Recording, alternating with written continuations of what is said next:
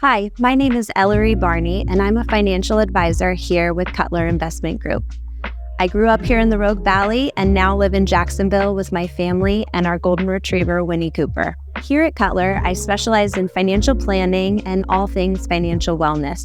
August is National Wellness Month, and while that should prompt you to schedule an appointment with your physician, here at Cutler, we would also say it's a good opportunity to check in on your financial well-being. Today, we are going to discuss financial wellness indicators and what components of your financial picture might be worth checking in on.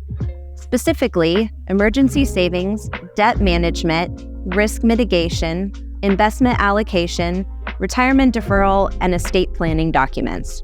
Emergency savings. Generally, it's appropriate for most people to have 3 to 6 months of your basic living expenses readily available. While there may be many factors that can impact this figure, such as reliability and predictability of income sources, any more than 3 to 6 months could be missing out on growth opportunities for those funds. Any less, and you may not be adequately covered if a disruption does occur. It is also important to make sure that you are maximizing your cash potential by holding in an interest-bearing account appropriate for your level of risk and today's market environment. Another area where opportunity may be found is in your debt allocation. It is important to recognize that some types of debt may help augment your wealth accumulation, while others may drain on resources. If you have debt, it's worth discussing pay-down options, or in some cases, ways to service the debt so that you get the most bang for your buck. Insurance. We often think of insurance as just a method to cover risk, but there are actually many reasons why a person might purchase insurance. Perhaps for income replacement, to provide cash value, or for estate planning purposes. It is important to know why you own a policy and if what you are paying is worth the potential benefit.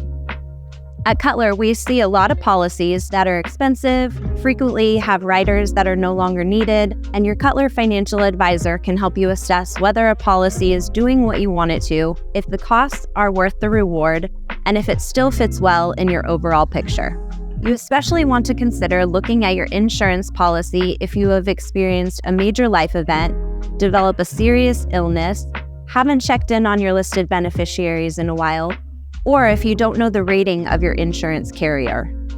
And since we're already talking about insurance, it's never a bad time to check in on your property and casualty policies as well.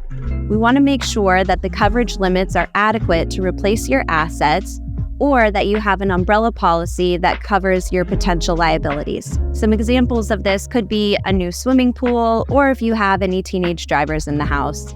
To the same degree that we want to protect against loss, we also want to make sure that we have a proper allocation of resources. We invest for one reason, and that's to generate return.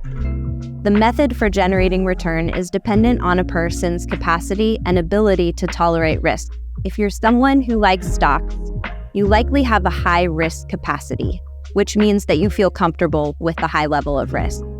Tolerance, on the other hand, is how much risk your portfolio can assume. If you have not saved much for retirement and you are 70 years old, you would have a completely different risk tolerance than someone who is 25 years old and maximizing their 401k deferral. Understanding this balance is important, and your Cutler advisor can help you understand which asset mix is best for achieving your goals.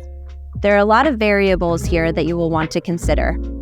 Current income, tax rates, and the ability to save in vehicles like a 401k with a match are all considerations that your Cutler advisor will discuss with you to determine suitability. Which type of an account you fund during your accumulation years will determine what is available to spend in your retirement or decumulation years.